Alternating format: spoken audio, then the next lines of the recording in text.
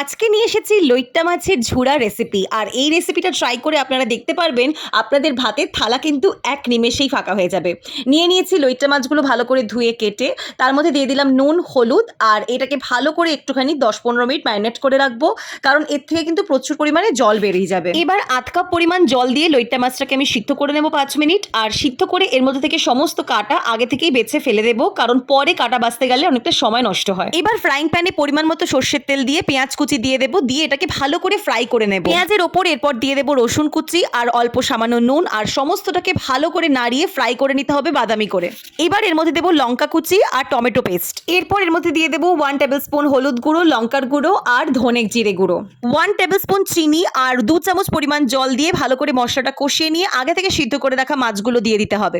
মাছটাকে মশলার সাথে মিশিয়ে এর উপরে ভালো করে ধনেপাতা কুচি দিয়ে একদম ড্রাই করে ভেজে নিতে হবে। এরপরেই গরম গরম ভাতে পরিবেশন করতে হবে।